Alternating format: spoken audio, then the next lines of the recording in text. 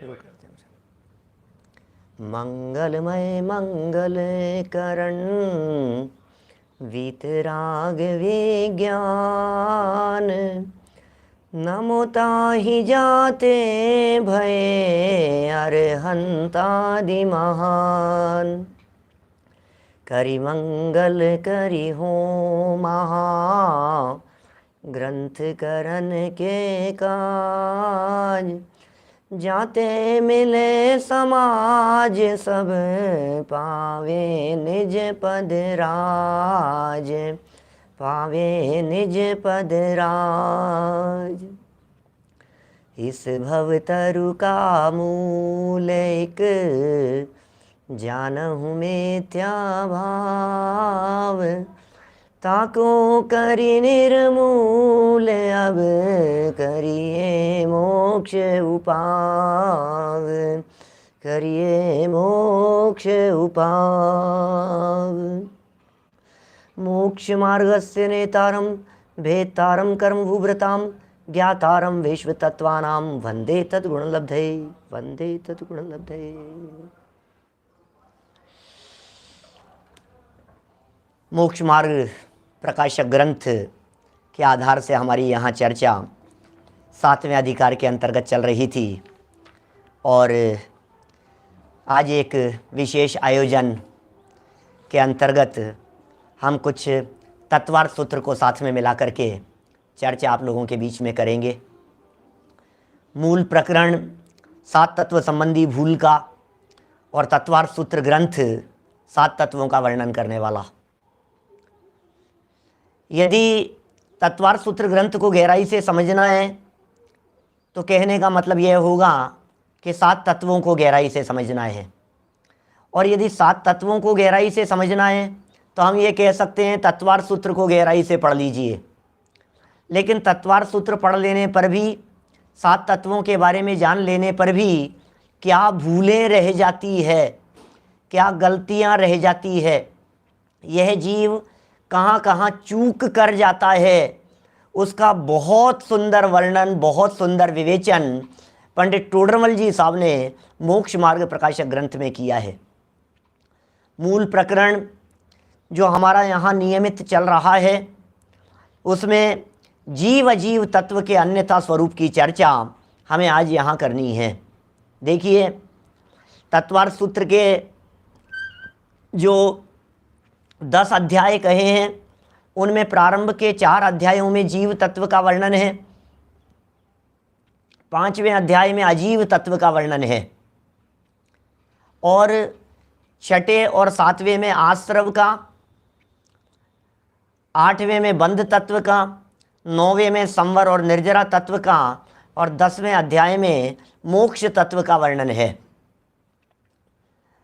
सुनिए, हम आपको ये कहना चाह रहे हैं कि ये जो 7 तत्वों का वर्णन तत्वार्थ सूत्र में किया है ना, इनमें से शुरू के 5 अध्याय, 10 अध्यायों में से 5 अध्याय, उन 5 अध्यायों में जितना निरूपण किया है उन सारे निरूपण को भले ही ये गहराई से जाने, लेकिन तो भी कहीं ना कहीं कुछ चूक रह जाती है कि इसके प्रयोजन की सिद्धि नहीं होती। आखिर वे बातें क्या है,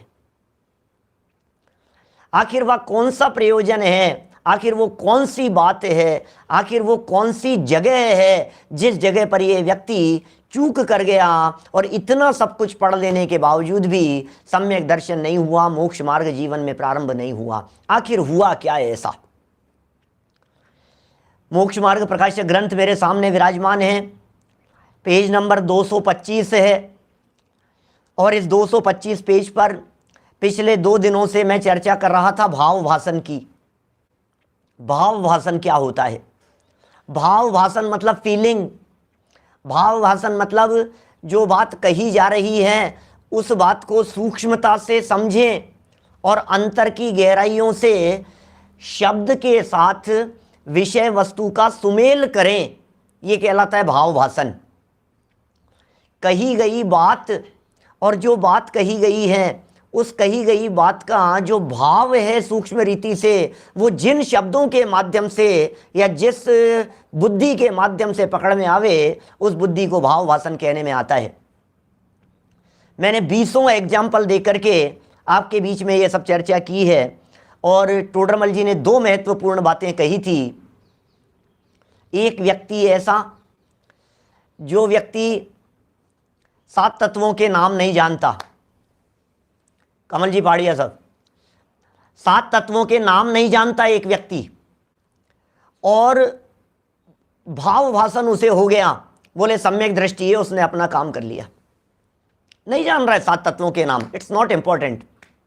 अच्छा, एक दूसरा व्यक्ति ऐसा जिस व्यक्ति ने 7 तत्वों के नाम नहीं, 7 तत्वों की परिभाषाएं नहीं, 7 तत्वों की व्याख्याएं नहीं, अपितु पूरा तत्वार्थ सूत्र 7 तत्वों का वर्णन करने वाला, इतना ही नहीं, जिनागम जितना वर्तमान में उपलब्ध है सब कुछ जाना, सब कुछ पढ़ा, सबकी गहराई में चला गया और सारी बातों को इस तरह से वो जानता है, प्रतिपादन करता है, समझता है, समझाता है कि सामने वाला ये समझता है कि यार क्या गजब ज्ञानी है।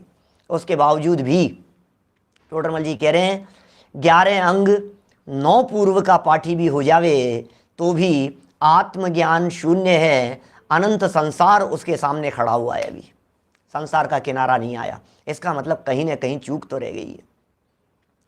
इतना सब कुछ पढ़ लेने के बावजूद भी कहीं तो चूक रह गई है। कहाँ चूक रह गई है? यदि साहब ये पंडित जी साहब नहीं होते, यदि ये टोडरमल जी इन बारीकी में जाकर के हमारे को ये बातें नहीं बतलाते तो पता नहीं क्या होता, तो पता नहीं हम क्या समझते और क्या समझा पाते, हम अपनी भूलों को कैसे निकाल पाते। देखिए, एक एक शब्द पढ़ता हूँ, हमारे पास में तत्वार्थ सूत्र का बेस भी है अपने उपयोग में और मोक्ष मार्ग प्रकाशक भी है। थोड़ा सा कंपैरिजन भी हो जाएगा, थोड़ी तुलना भी हो जाएगी और थोड़ी मोक्ष मार्ग प्रकाशक में जो व्याप्त भूलों की चर्चा की है उन भूलों को निकालने की बातें भी हो जाएगी। देखिए, बात करते हैं जीव अजीव तत्व का अन्यथा रूप। 225 नंबर पेज मोक्ष मार्ग प्रकाशक खोलिए आप लोग। जिन शास्त्रों से, क्या कह रहे हैं, जिन शास्त्रों से मैंने 2-1 दिन पहले आप लोगों से चर्चा की थी, शब्द लिखने का भी बहुत महत्व है। शब्द कैसे लिखा जाता है उसकी भी अपने आप में बहुत वैल्यू है। एक शब्द आया था पिछले पेज पर 224 पर, अर्थशास्त्र, ऐसा शब्द आया था। अर्थ और शास्त्र बगल वाले पेज पर था 224 पर, नीचे लास्ट पैराग्राफ की फर्स्ट लाइन है, अर्थशास्त्र। अब इनके बीच में जो गैप दिया है ना, ये गैप यदि नहीं होता तो अर्थशास्त्र हो जाता, इकोनॉमिक्स हो जाता भाई साहब। यदि इनके बीच में गैप नहीं होता तो, और गैप हो गया तो अर्थ माने तो है प्रयोजन, अर्थ माने है मतलब, अर्थ माने है उसके बात को समझना, और शास्त्र माने है शास्त्र।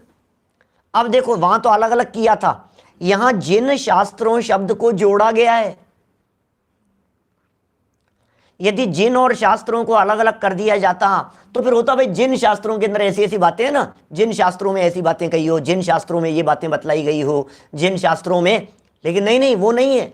यहां जिन शास्त्र शब्द का अर्थ है जैन शास्त्र। जिन शास्त्र का अर्थ है जिनेंद्र भगवान द्वारा प्रारूपित शास्त्र। जिन और शास्त्र अलग अलग नहीं है। यहां जिन शास्त्र के ऊपर एक माथा लगाया है। क्या साहब? जिन शास्त्रों से, इसका मतलब जैन शास्त्रों से। जिन शास्त्रों से मतलब आगम अनुसार।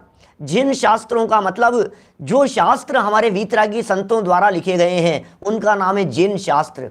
जिन शास्त्र माने भगवान महावीर स्वामी की परंपरा में जो शास्त्र लिखे गए उसका नाम है जिन शास्त्र। जिन शास्त्रों से, इसका मतलब जैन तो है क्या? इसका मतलब जैन है। ये बात आप लोगों को ख्याल में है ही कि ये धर्म बुद्धि से धर्म धारक व्यवहाराभासियों की चर्चा चल रही है। जिन शास्त्रों से क्या क्या जान लिया? जीव के त्रस स्थावरादि रूप तथा गुणस्थान मार्गणादि रूप भेद को जानता है। बोलो तो साहब क्या गलती हो गई साहब इनको यदि मैं जानता हूं तो? बोले कोई गलती नहीं है, हम कोई गलती थोड़ी ना कह रहे हैं, आपकी चूक रह गई है। गलती नहीं है, हम उसे गलती नहीं कहेंगे, लेकिन थोड़ा सा यदि और थोड़ा सा उसमें बारीकी आ जाती तो फिर बात ही कुछ और हो जाती। क्या जिन शास्त्रों से, मतलब जैन शास्त्रों से, जैन आगमों से, जो शास्त्र हमारे संतों द्वारा लिखे गए, परंपरा से लिखे गए, वीतरागी दिगंबर मुनिराजों द्वारा लिखे गए, उन शास्त्रों से जीव के त्रस स्थावरादि रूप, क्या कह रहे हैं, त्रस स्थावरादि रूप तथा गुणस्थान मार्गणादि रूप भेद को जानता है। जानता है, ये टोडरमल जी की शैली है। जानता है माने मूर्ख, जानता है माने नादान, जानता है माने बेवकूफ, जानता है मतलब नासमझ, जानता है माने मिथ्या दृष्टि, जानता है। जब जब टोडरमल जी इस तरह की बातें कहते हैं, शैली इस तरह की है, तो ये बात करते हैं अज्ञानी व्यक्ति की। अब समझ लो आप ये क्या क्या बातें कह रहे हैं। त्रस स्थावर आदि भेदों को जान लिया हमने, तत्वार सूत्र पढ़ा हमने, तत्वार सूत्र का दूसरा अध्याय और दूसरे अध्याय के सूत्र हमने फटाफट पढ़ लिए। जीव कितने प्रकार के होते हैं जल्दी से हमने बतला दिया। संसारिणो मुक्ताश्य, बोलो संसारी जीव और मुक्त जीव। कि साहब संसारी जीव कौन होते हैं? बोले संसारिण त्रस स्थावरा है। संसारी जीव कौन है? कि त्रस और स्थावर, ये संसारी जीव है। और संसारी जीवों के भेद किए, जीव उन्होंने भेद क्या किए? समनस का, अमनस कहा, मन सहित और मन बिना मन वाले। देखो अपनी नॉलेज कितनी है, अपन ने कितना कुछ पढ़ रखा है। ये टोडरमल जी कह रहे हैं तुम्हारा सारा पढ़ा हुआ सब बेकार हो जाएगा यदि तुम भेद विज्ञान और वीतराग दशा के कारणभूत निरूपण को नहीं पहचानते हो। तो हमने पढ़ लिया, संसारिणो मुक्ताश्य पढ़ लिया, संसारिण त्रस स्थावरा पढ़ लिया, समनस्का अमनस्का पढ़ लिया, पृथ्वी व्यप तेजो वायु वनस्पति है स्थावरा पढ़ लिया हमने। स्थावर कौन होते हैं? पृथ्वी जल अग्नि वायु वनस्पति का एक जो जीव होते हैं उन्हें स्थावर कहते हैं। हिसाब त्रस जीव किसे कहते हैं? बोले द्विंद्रियादयस त्रसः, दो इंद्रियादि जीवों को त्रस कहते हैं। फटाफट बतला दिए हमने। इंद्रियां किसे कहते हैं, क्या होते हैं, कौन से जीव क्या हैं, कौन से जीव क्या हैं, ये जीव के कितने भेद प्रभेदों को हमने जान लिया। पूरा का पूरा तत्वार सूत्र का दूसरा अध्याय जीवों का वर्णन करने वाला, जीवों का वर्णन है, शरीरों की चर्चा है, 5 भावों की चर्चा है तत्वार सूत्र के दूसरे अध्याय में। यही तो सब चर्चाएं हैं। तो कह रहे हैं ये तो सब हमने जान लिए, अब गलती क्या हो गई? हमने, अरे साहब स्थावर क्या होते हैं मैं फटाफट बतला देता हूं, त्रस क्या होते हैं मैं फटाफट बतला। अरे कई लोग तो त्रस और स्थावर के संदर्भ में भी चूक कर जाते हैं। सर्वार सिद्धिकार पूज्यपाद स्वामी ने इतना गजब का विवेचन किया। मैंने समाज में कई लोगों से सुना है, कई विद्वानों से भी चर्चा सुनी है। चले फिरे सो त्रस और स्थिर रहे वो स्थावर, ऐसी व्याख्या सुनी है। लेकिन पूज्यपाद आचार्य देव ने आज के लगभग 1600 साल पहले, 1500-1600 साल पहले इस बात का खंडन किया। फिर भी पता नहीं क्या होता है, सूक्ष्म भूल रह जाती है। शब्दों से अर्थ निकालते हैं ना तो ऐसा ही निकलता है, स्थिर रहे वो स्थावर। सही नहीं है ये व्याख्या, ये गलती है। मैं गलत बात बतला रहा हूं आपको, फिर सुधारूंगा मैं उसको। स्थिर रहे वो स्थावर और चले फिरे सो त्रस। ऐसा उदाहरण देते हैं, पहाड़ खड़े रहते हैं स्थिर रहते हैं वो स्थावर है, पेड़ खड़े रहते हैं वो स्थावर है, 2 इंद्रियादि जीव लट वगैरह चलती हैं तो वो त्रस है।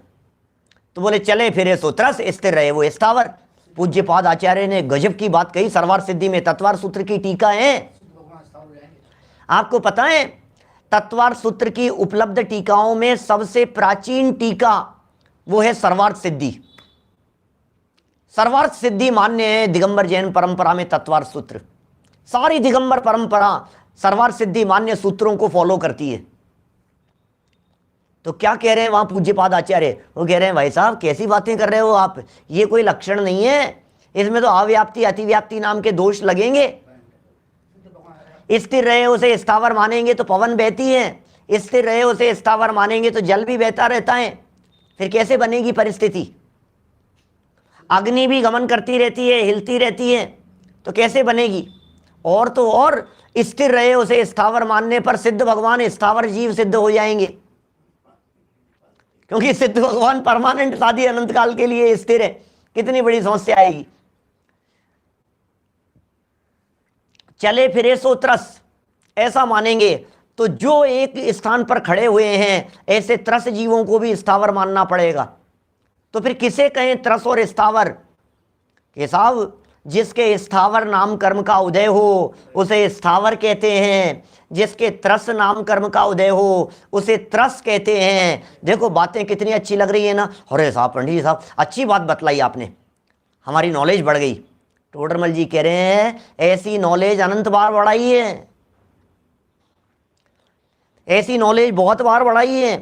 जीव के त्रस स्थावर, और इतना ही नहीं आदि शब्द का प्रयोग कर दिया है। आदि शब्द के अंदर आप कितनी बातें लगा सकते हैं सो लगा लीजिए। जीव के भेदों की चर्चा चल रही है, पंचेंद्रीय जीवों के भेद बतला दिए हमने। पंचेंद्रीय जीव संगी असंगी दो प्रकार के होते हैं, समनस्का अमनस्का कह दिया उनको। और पंचेंद्रीय जीव चार प्रकार के भी होते हैं, नारकी, त्रियंच, मनुष्य, देव, ये चार प्रकार के कह दिए हमने। ये सब सहनी पंचेंद्रियों के अंदर विभाजन हो जाएगा। फिर देव चार प्रकार के होते हैं, तत्वार सूत्र चौथे अध्याय का पहला सूत्र, देवाश चतुर्निकाया। देव चार प्रकार के होते हैं। जीव के तो स्वरूप की चर्चा चल रही है। नरक में रहते हैं तो नारकियों की चर्चा करने लग गए, तीसरे अध्याय में अधोलोक की चर्चा करने लग गए, मध्यलोक की चर्चा करने लग गए तत्वार सूत्र के तीसरे अध्याय में। माने हमने खूब बातें पढ़ी है जीव अजीव के संदर्भ में। हमारे कोई कम नॉलेज नहीं है भाई साहब, चप्पा चप्पा जानते हैं हम जैन शासन में प्ररूपित इन जीव अजीव के संबंध में सारी बातों का। आप कहीं से भी घुमा फिरा करके पूछ लो जीव के बारे में। देखो एक तो जीव के त्रस स्थावर आदि, पहले जीव की बात कर रहे हैं, भूल बतानी है जीव अजीव तत्व के संदर्भ में। हमें यहां चर्चा करनी है जीव और अजीव तत्व के संदर्भ में कहां चूक रह गई है। अब हम ये कह रहे हैं कि आपने जो कुछ भी त्रस के बारे में जाना, जो कुछ भी स्थावर के बारे में जाना, सो तो अच्छी बात है,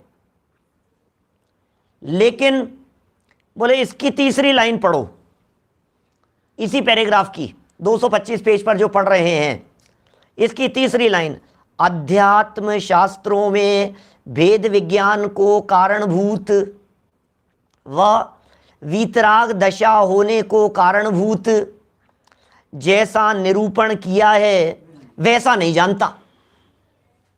ये गड़बड़ हुई, बोलो क्या करें? क्या कह रहे हैं? अध्यात्म शास्त्रों में, या अध्यात्म शास्त्र का क्या चक्कर है? इसका मतलब शास्त्र भी दो प्रकार के हैं क्या? ऊपर लिखा था जिन शास्त्र, फर्स्ट लाइन में जिन शास्त्र, और थर्ड लाइन में लिखा अध्यात्म शास्त्र। तो ये जिन शास्त्र और अध्यात्म शास्त्र ये क्या दो प्रकार के शास्त्र हैं क्या हमारे यहाँ जैन परंपरा में? हमने तो सुना ही नहीं कभी। हमने इतना तो सुना है कि हमारे यहाँ जैन परंपरा में शास्त्र जो हैं वो चार भागों में विभाजित हैं, प्रथमानुयोग, चरणानुयोग, करणानुयोग और द्रव्यानुयोग। ये तो हमने सुना था, ये कोई नई बात सुनने को मिल रही है। जिन शास्त्र और अध्यात्म शास्त्र, जिन शास्त्रों से और जिन शास्त्रों में ही कुछ जो विशेष बातें हैं जो आत्मा के लिए प्रयोजनभूत है, जो अपने लिए प्रयोजनभूत है, जिससे हमारे सुख दुख का संबंध है, जिससे हमारे मोक्ष मार्ग का संबंध है, ऐसे अध्यात्म शास्त्रों में क्या मिलेगा? बोले भेद विज्ञान की चर्चा। भेद विज्ञान को कारणभूत, वह दो शब्द दिए हैं, दूसरा शब्द दिया वीतराग दशा होने को कारणभूत, जैसा निरूपण किया है वो नहीं पहचान रहा है। इसका मतलब शास्त्रों से गुणस्थान तो जान लिए, लेकिन गुणस्थान पढ़ करके भेद विज्ञान को नहीं जाना। शास्त्रों से मार्गणा स्थान तो जान लिए, लेकिन मार्गणा स्थान पढ़ करके भेद विज्ञान को नहीं जाना। तत्वार सूत्र का 9वां अध्याय, क्या उस 9वें अध्याय के आधार पर सब फटाफट बोल देता है, परिचयों की चर्चा कर देता है। सय, गुप्ती, समिति, धर्म, अनुप्रेक्षा, परिचय, जय, चारित्रयी, फटाफट बातें करता है। गुप्ती क्या होती है, समिति क्या होती है, परिचय क्या होता है, चारित्र क्या होता है, 22 परिचयों के नाम बतला देता है। ध्यान की चर्चाएं कर लेता है, श्रेणी की चर्चाएं करने लग जाता है, गुणस्थान की चर्चाएं करने लग जाता है। सब कुछ तो जान लिया, अब क्या बाकी रह गया? सब कुछ तो जाना, लेकिन आत्मा को जाना या नहीं जाना, ये बतलाओ। सब तो जान रहे हैं, शास्त्र तो पढ़ लिए, नॉलेज तो बढ़ा रहा है, नॉलेज खूब बढ़ गई है, इतनी नॉलेज बढ़ गई है कि सब बातें जान रहा है, लेकिन आत्मा को जाना या नहीं जाना, ये बतलाइए। प्रयोजनभूत बात जानी या नहीं जानी, गुणस्थान को जाना, लेकिन गुणस्थान अतीत भगवान आत्मा को जाना या नहीं जाना, ये बतलाओ। ये साहब वो तो नहीं जाना मैंने, तो बोले तेरा गुणस्थान का जानना कुछ कार्यकारी नहीं है। और आत्मा को जान लिया और गुणस्थान नहीं जानता हो तो बतलाइए उसका गुणस्थान बढ़ेगा या नहीं बढ़ेगा। क्या कह रहे, सोचो जरा। अब क्या कह रहे, आत्मा को ये व्यक्ति जान रहा है, इसने आत्मा को जान लिया, इसने आत्म तत्व का अवलंबन कर लिया। अब ये व्यक्ति गुणस्थान के बारे में नहीं जानता, बिल्कुल नहीं जानता, तो इस व्यक्ति का गुणस्थान बढ़ेगा या नहीं बढ़ेगा? बढ़ जाएगा।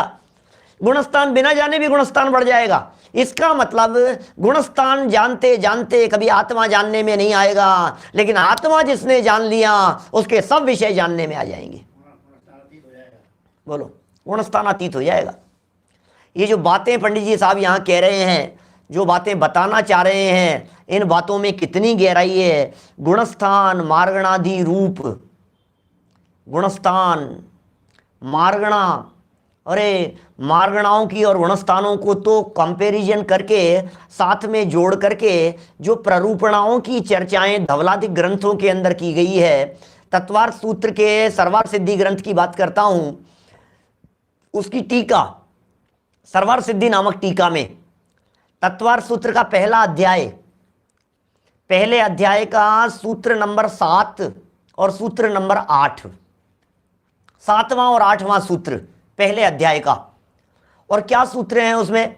निर्देश स्वामित्व साधनाधिकरण स्थिति विधानतः, ये 7 नंबर का सूत्र है। तत्वार्थ सूत्र के पहले अध्याय का 8वां सूत्र है सत संख्या क्षेत्र स्पर्शन कालांतर भावाल्प बहुत्वेश्च, ये 8वां सूत्र है पहले अध्याय का। आपको मालूम है ये 7वें और 8वें सूत्र की टीका पूज्यपाद आचार्य ने जो लिखी है सर्वार्थ सिद्धि ग्रंथ में, इतनी विस्तृत टीका है, इतनी विस्तृत टीका है, लोग तो छोड़ ही देते हैं, लोग तो पढ़ते ही नहीं है। हमारे महाविद्यालयों में शास्त्री वालों को पढ़ाया जाता है, शास्त्री के कोर्स में है, कॉलेज के कोर्स में है, यूनिवर्सिटी सर्वार्थ सिद्धि का एग्जाम लेती है, university, Rajasthan university, Sanskrit university, Jain सब पढ़ते हैं उसे, लेकिन तत्वार्थ सूत्र तो कोर्स में है, सर्वार्थ सिद्धि तो कोर्स में है, सर्वार्थ सिद्धि का पूरा चैप्टर्स कोर्स में है, लेकिन बोले पहले अध्याय का 7वें और 8वें सूत्र को छोड़कर, लो क्या क्या कहते हैं, बोले 7वें और 8वें सूत्र को छोड़कर, इनकी व्याख्याओं को छोड़कर। बोले यार ये क्या बात है यार, इनको क्यों छोड़ने की बात करते हो आप? इसलिए छोड़ने की बात करते हैं कि इनमें ये गुणस्थान मार्गणादिक का सूक्ष्म रीति से वर्णन है। जो शब्द दिया ना टोडरमल जी साहब ने, इनको जानता है। अरे उसको पढ़ाने वाले लोग नहीं है, उसको पढ़ने समझने वाले लोग नहीं है। विशेषकर 8वें सूत्र की टीका की बात करता हूं। हमने जब सर्वार्थ सिद्धि हमारे यहाँ चलाई टोडरमल जी वाले मंदिर में, 6 महीने तक 8वें सूत्र की चर्चा चली। 6 महीने तक एक सूत्र की चर्चा, 6 महीने तक।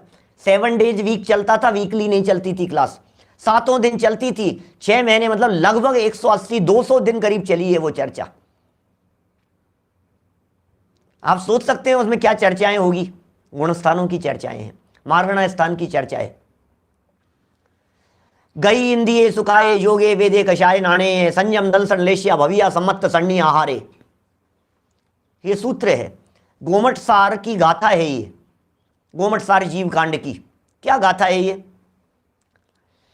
गई इंदिये सुखाए योगे वेदे कषाय नाणे संयम दल संलेश्या भविया सम्मत सन्नी आहारे, 14 मार्गणाओं के नाम है इस गाथा में। और इन 14 मार्गणाओं में जैसे गति मार्गणा की चर्चा की, तो गति मार्गणा के अंदर कौन कौन से गुणस्थानों के माध्यम से कौन कौन सी गति के अंदर कौन कौन से गुणस्थान हो सकते हैं, उनका आपस में तालमेल बैठाया। इंद्रियों की चर्चा की, तो कौन कौन सी इंद्रिय वाले जीव के कौन कौन से गुणस्थान हो सकते हैं, या कौन कौन से गुणस्थानों में कौन कौन सी मार्गणाएं संभव हैं, इस तरह के कंपैरिजन की बहुत बारीक सूक्ष्म रीति से चर्चा उसमें की है। और ये जो तत्वार्थ सूत्र का 8वां सूत्र है और इसकी जो सर्वार्थ सिद्धि नामक टीका है, इसे बेस बनाकर धवला लिखी गई है, धवला टीका की रचना हुई है। जेपी दोषी साहब, धवला टीका की रचना हुई है इस सूत्र के आधार पर। माने ये क्या दमदार सूत्र होगा जिसमें ऐसी व्याख्या की है। ऐसे कर्णानुयोग के पढ़ने वाले, पढ़ाने वाले, व्याख्या करने वाले भले ही बहुत दुर्लभ हो, क्या भले ही बहुत दुर्लभ हो, लेकिन उसके बावजूद भी ऐसे विरले जीवों के चित्त में भी क्या भूल रह जाती है। वो टोडरमल जी कह रहे हैं वेद विज्ञान की बात को नहीं समझ पाता है, गुणस्थान की चर्चाएं बहुत करता है। वेद विज्ञान नहीं निकाल पाया, इसमें वीतराग दशा होने के कारणभूत बात नहीं निकाल पाया, मार्गणाएं नहीं निकाल, मार्गणाओं की चर्चा तो की, लेकिन उन मार्गणाओं में गति नाम कर्म अलग है, शरीर नाम कर्म अलग है, इंद्रियां मुझसे भिन्न है और मैं इंद्रियों से भिन्न एक चैतन्य तत्व, न्यारा निराला तत्व हूं, इस बात को नहीं पहचान पा रहा है। अध्यात्म शास्त्रों में ऐसे शब्द का प्रयोग किया। देखो, अपने यहां जैन परंपरा में उपलब्ध शास्त्रों को 2 भागों में बांटा जा सकता है। एक को कहेंगे हम आगम और दूसरे को कहेंगे अध्यात्म। आगम और अध्यात्म, इन 2 भागों में हम बांट सकते हैं। तो जितने धवलादिक ग्रंथ हैं, जितने कषाय पाहुड़ वगैरह हैं, तिलोय पंडिती, त्रिलोक सार आदि जितने ग्रंथ हैं, घूमट सार आदि जितने ग्रंथ हैं, उन सबको नाम दिया गया है आगम। और जो समय सार आदि ग्रंथ हैं उन्हें कहा गया है अध्यात्म।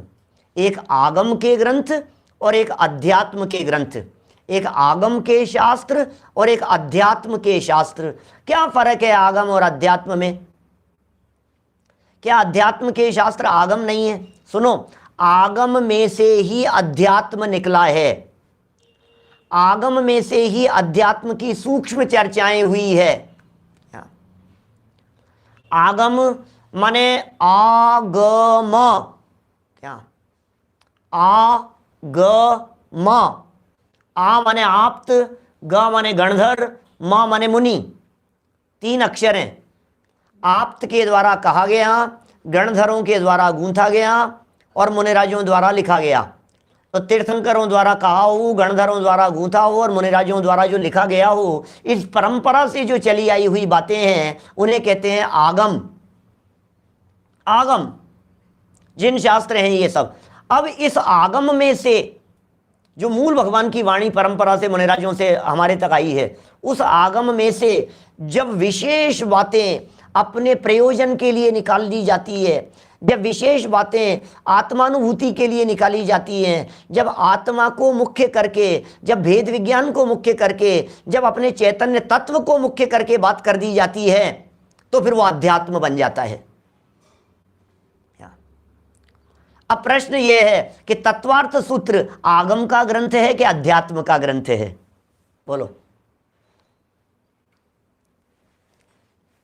तत्वार्थ सूत्र आगम का ग्रंथ है कि अध्यात्म का ग्रंथ है? सुनो, मर्मी हुए मरम सो जाने। आगम ग्रंथों में भी अध्यात्म की चर्चाएं मिलेगी और अध्यात्म ग्रंथों में तो अध्यात्म की चर्चाएं है ही। क्या ख्याल में आई बात? आगम ग्रंथों में तो अध्यात्म की बातें मिलेगी, क्योंकि वो तो विशाल है, आगम बहुत विशाल है, आगम का क्षेत्र बहुत व्यापक है।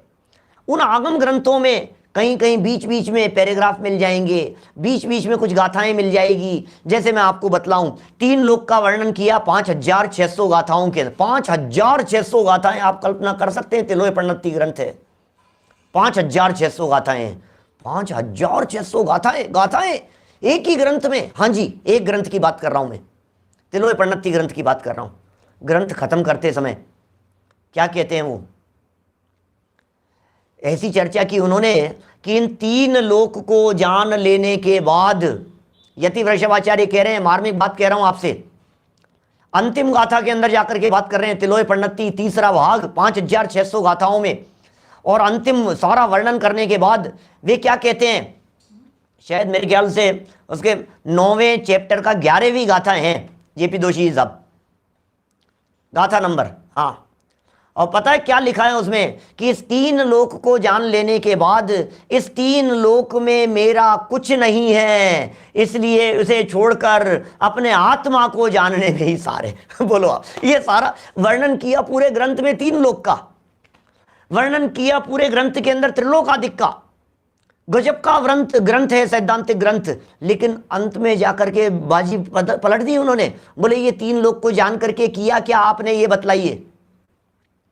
क्या कह रहे हैं वो, बोले 3 लोक को जान करके किया क्या, हमने ये किया कि 3 लोक को जान करके ये पता लग गया कि इस 3 लोक में मेरा कुछ नहीं है। तत्वार्थ सूत्र का 3रा अध्याय और 4था अध्याय, ये साहब क्या सीखा आपने इन सबको जान करके, कि ये सीखा कि ये रहने लायक स्थान नहीं है, क्या नरक रहने योग्य स्थान नहीं है।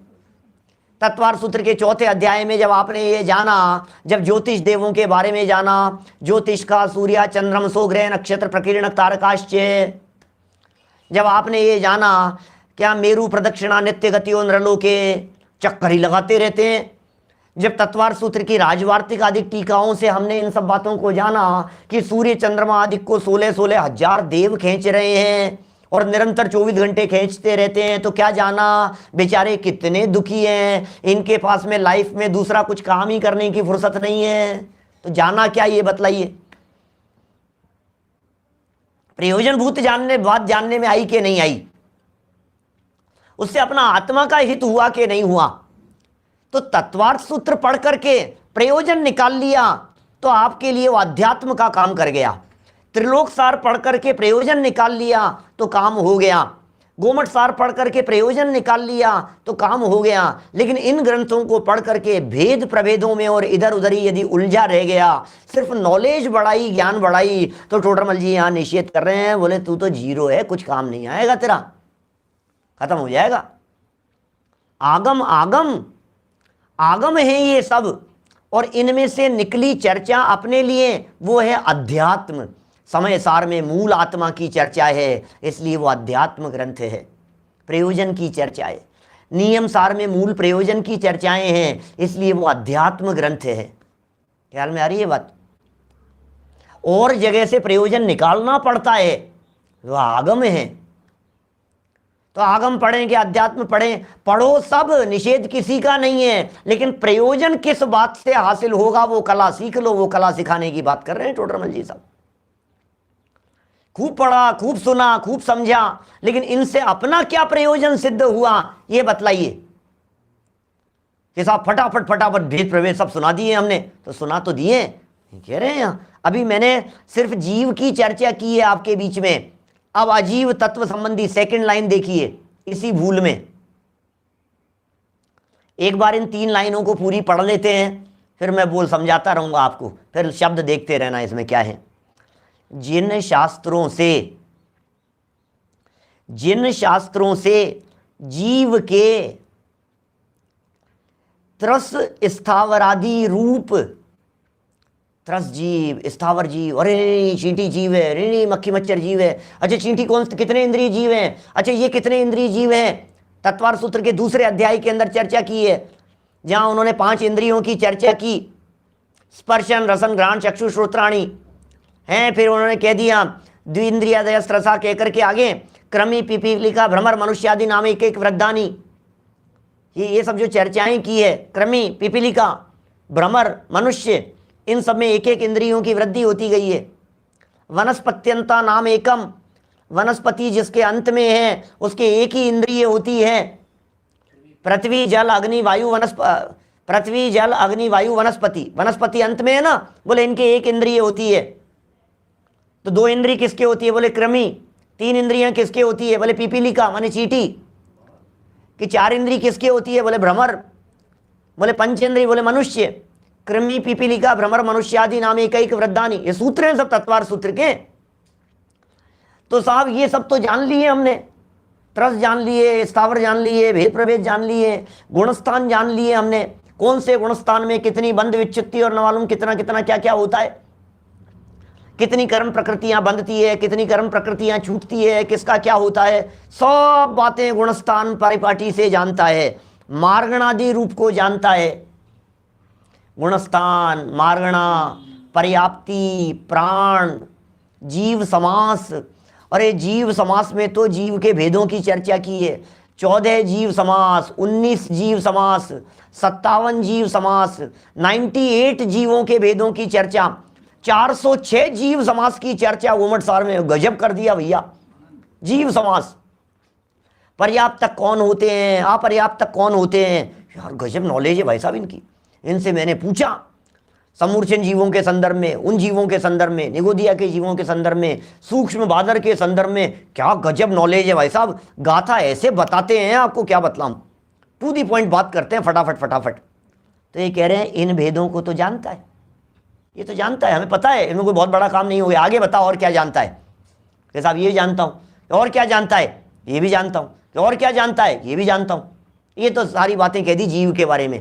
तत्वार्थ सूत्र के 4 अध्याय हो गए साहब। यहाँ ये जो पहली लाइन संबंधी भूल की चर्चा टोडरमल जी करना चाह रहे हैं, जानता है, ये टोडरमल जी कह रहे हैं तत्वार्थ सूत्र के पहले अध्याय को अच्छे से जानता है, तत्वार्थ सूत्र के दूसरे अध्याय को अच्छे से जानता है, तत्वार्थ सूत्र के तीसरे अध्याय को अच्छे से जानता है, तत्वार्थ सूत्र के चौथे अध्याय को अच्छे से जानता है। बात हो गई पहली लाइन। अब दूसरी लाइन सुनो। अजीव के पुद्गल आदि भेदों को तथा उनके वर्णादि विशेषों को जानता है। मैं ये कह सकता हूं इस लाइन में तत्वार्थ सूत्र के 5वें अध्याय को बहुत गहराई से जानता है। आ गई ना ये चर्चा। अजीव के पुद्गलादि भेद, चेड़ाला की लाइन बोलता हूं। चेतनता बिन सो अजीव है, पंच भेद ताके हैं, पुद्गल पंच वर्ण, ये लिखा इसमें आगे, उनके वर्णादि विशेषों को जानता है। पुद्गल पंच वर्ण, रस गंध दो, फरस वसु जाके हैं।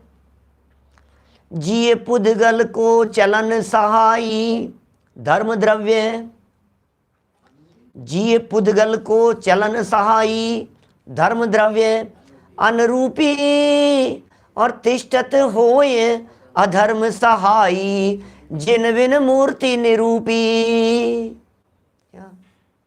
कितना सुंदर वर्णन कर दिया। अच्छा, चेतनता बिन सो अजीव है, पंच भेदता के हैं। चेतनता के बिना जो है वो 5 भेद हैं, पुद्गल, धर्म, अधर्म, आकाश, काल। फिर पुद्गल क्या होता है, बोले तत्वार्थ सूत्र के सूत्र में कह दिया, स्पर्श रसगंध वर्णवंत है पुद्गलाहा, रूपीण है पुद्गलाहा। जान लिया साहब, पुद्गलों को जान लिया हमने। और पुद्गलों के बारे में आप क्या कह सकते हो, तो पुद्गलों के उपकार बतला दिए। शब्द बंध सौक्ष्म स्थौल्य संस्थान भेद तमस्या तपोद्योतवंतश्च 5वें अध्याय में खूब पुद्गलों के बारे में बतला दिया, जान लिया। अण्वय स्कंदाश्य, अणु और स्कंद, बंध पद्धति को जान लिया। अणु कैसे बनते हैं, भेदाद अणु, स्कंद कैसे बनते हैं, भेद संघातेभ्य उत्पद्यन्ते। बोलो ये सब बंधिदिको पारिणामिको च द्वैधिकादि गुणानाम तु, ये सब पुद्गलों के बारे में जान रहा है। कैसे जुड़ते हैं, कैसे छूटते हैं, खूब जाना, खूब पढ़ा हमने पुद्गलों के बारे में। धर्म द्रव्य के बारे में कि हाँ साहब गति हेतुत्व लक्षण वाले, धर्मा धर्मयो कृत्स्ने, क्या बोलो, गति स्थिति उपग्रहो धर्मा धर्मे और उपकार है, ये सब सूत्र हैं 5वें अध्याय के, जान लिया साहब हमने। अधर्म धर्म अधर्म के बारे में जान लिया। आकाशस्य अनंतः, आकाशस्य अवगा है, आकाश में अवगाहना नाम का गुण है। आकाश अनंत प्रदेशी है, लोकाकाश और अलोकाकाश उसके भेद हैं।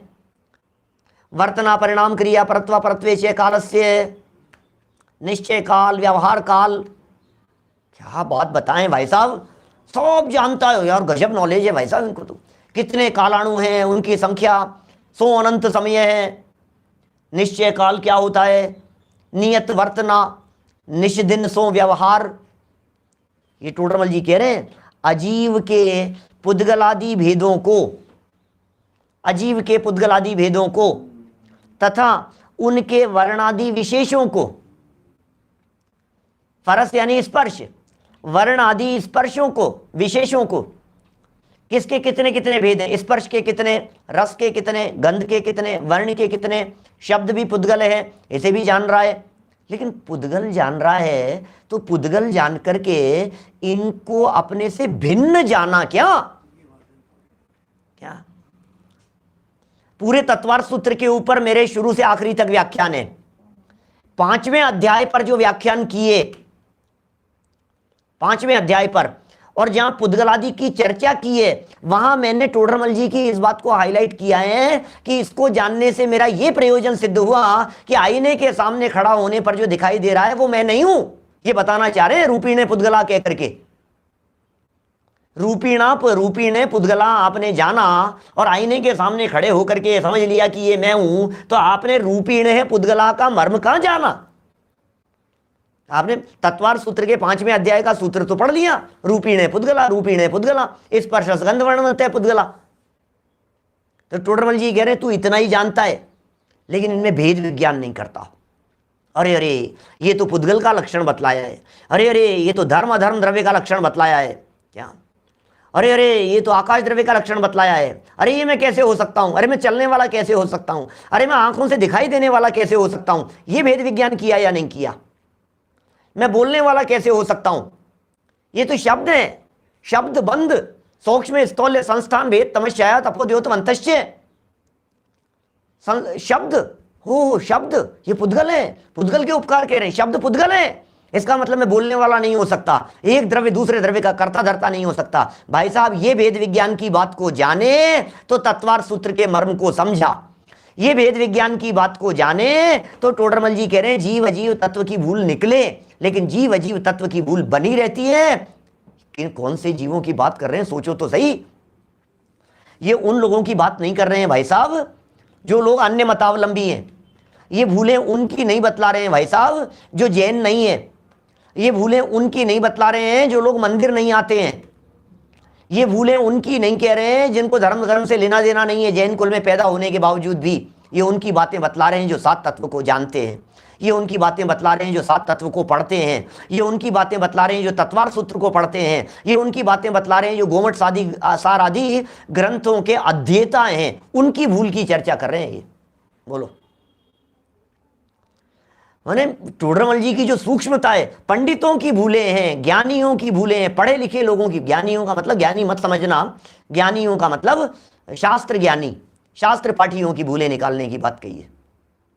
क्या बताएं भाई साहब, हैं ये क्या लाइनें हैं, मतलब एक एक लाइन और एक एक शब्द के ऊपर ऐसे रीझ जाता है मन, आगे बढ़ने का मन नहीं करता। कभी कभी ऐसा लगता भी है कि यार क्यों इतना डिटेल कर रहा है, फास्ट बढ़ना थोड़ा सा, फिर मन करता है यार अब फिर मैं ऐसा भी छोड़ देता हूं, पुद्गल है, भाषा वर्णना जो निकलने होंगे जो निकलेंगे, बोलो क्या करें। तो पढ़ लो पैराग्राफ क्या है। जिन शास्त्रों का मतलब, जिन शास्त्रों की बात इसलिए कह रहे हैं क्योंकि अन्य मत के शास्त्रों में भी जीवादिक का वर्णन है, इसलिए जिन शास्त्र शब्द का प्रयोग किया। जीव का वर्णन अन्य मत के ग्रंथों में भी मिलेगा, जीव का वर्णन, आत्मा का वर्णन गीता में भी मिलेगा, जीव का वर्णन, आत्मा का वर्णन अन्य दूसरे बौद्धों के यहाँ, सांख्यों के यहाँ, वेदांतियों के यहाँ, उनके यहाँ भी मिलेगा। लेकिन ये कह रहे हैं उनसे पढ़ करके जीव को जाना हो वो नहीं, उनसे पढ़ करके आत्मा को समझाओ उसकी चर्चा नहीं कर रहे हैं।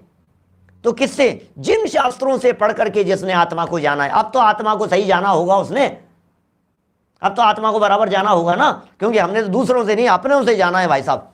क्या? जिन शास्त्रों से जीव के त्रस स्थावर आदि रूप तथा गुणस्थान वारण आदि रूप, देखो त्रस स्थावर आदि रूप कह करके पूरा तत्वार्थ सूत्र आ गया। ये 2 लाइनों के अंदर पूरा तत्वार्थ सूत्र आ गया। मैं इन 2 लाइनों के अंदर पूरे तत्वार्थ सूत्र के सारे सूत्रों को घटित कर सकता हूं इन 2 लाइनों में। तत्वार्थ सूत्र के 357 सूत्रों को टोडरमल जी की इन 2 लाइनों में गर्भित कर सकता हूं। गुणस्थान मार्गणादि रूप भेद, इसमें सब आ गया है। गुणस्थान, मार्गणा और आदि और लगा दिया, त्रस और स्थावर आदि लगा दिया।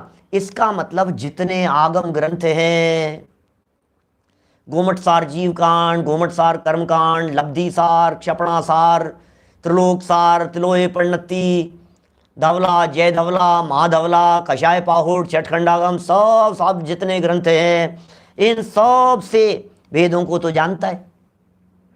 और अजीव के पुद्गल आदि भेदों को, अजीव के किस किस को जानता है? अजीव के पांचों भेदों को, अजीव के 5 भेद हैं, पुद्गल आदि भेदों को तथा उनके वर्णादि विशेषों को जानता है, उन सब बातों को भी जान लेता है, वर्णादि को भी जान लेता है। परंतु अब ये परंतु कह करके तुमने जितना पढ़ा उसके ऊपर, सारे के ऊपर टोडरमल जी साहब ने पानी फेर दिया कि क्या बात कर रहे हो साहब, हमने इतनी मेहनत की, हमने इतना बड़ा शिविर लगाया, हमने इतना बड़ा आयोजन किया, सब बेकार चला। अरे बेकार नहीं चला गया, इसलिए बेकार नहीं गया कि हमारे जो विद्वान हैं वे विद्वान उसमें से अध्यात्म निकाल करके बतलाते हैं। लेकिन हम क्या पकड़ पा रहे हैं? भूल तो अपनी निकालनी है ना। ये कह रहे हैं परंतु अध्यात्म शास्त्रों में, तो साहब ये अध्यात्म शास्त्र कहीं अलग से निकलेंगे क्या? अध्यात्म शास्त्र अलग से आएंगे क्या? फिर टोडरमल जी साहब ये जो मोक्ष मार्ग प्रकाशक है जो आप लिख रहे हो, ये अध्यात्म का शास्त्र लिख रहे हो या आगम का शास्त्र लिख रहे हो? बोलो। यदि अध्यात्म शास्त्र है तो फिर आपने कर्मों की चर्चा क्यों की? और आप तो लिखने वाले थे। पेज नंबर 32 पर आपने लिखा है ऐसा कि इसका विशेष वर्णन आगे करेंगे, तो फिर ये कर्म सिद्धांत का कर्म अधिकार में करेंगे। तो फिर प्रश्न ये है कि आप जब कर्म सिद्धांत की चर्चा करने वाले थे तो फिर आगम का ग्रंथ है कि अध्यात्म का है क्या? बोले भाई बात तो आगम की करके भी प्रयोजन की करनी है। दृष्टि प्रयोजन पर हो तो तुम कुछ भी पढ़ो, कोई दिक्कत नहीं है, और दृष्टि यदि प्रयोजन पर नहीं है तो तुम कुछ भी पढ़ो, कुछ हासिल होने वाला नहीं है। क्या ऐसा है? तो अध्यात्म शास्त्रों में भेद विज्ञान को कारणभूत, वे वीतराग दशा होने को कारणभूत, ये क्या है भाई साहब? भेद विज्ञान को कारणभूत ये क्या चीज होती है? वीतराग दशा होने को कारणभूत जैसा निरूपण किया है वैसा नहीं जानता। अब ये क्या शब्द हैं ये? भेद विज्ञान को कारणभूत, वीतराग दशा होने को कारणभूत, और इसी जीव अजीव तत्व के संदर्भ में और क्या क्या भूलें पंडित जी साहब ने बतलाई है, जहां हमारे चूक होने की संभावना है, उसकी चर्चा को कल हम यथा समय आगे बढ़ाएंगे। अभी की बात को तो हम यहीं विराम देते हैं। तत्वार्थ सूत्र के ऊपर विशेष गोष्ठी का आयोजन चल रहा है एक, और इसलिए आज थोड़ा सा हमने जो चर्चा की है ये तत्वार्थ सूत्र के साथ में थोड़ा सा कंपैरिजन करके चर्चा की है। बात मोक्ष मार्ग प्रकाशक की थी, बात तत्वार्थ सूत्र की है। अरे भाई साहब बात तो सारे जिनागम की है, कहीं से भी उठा करके देख लीजिए। हम सब अपना प्रयोजन सिद्ध करें, इसी मंगल भावना से बात को यहीं विराम देता हूँ।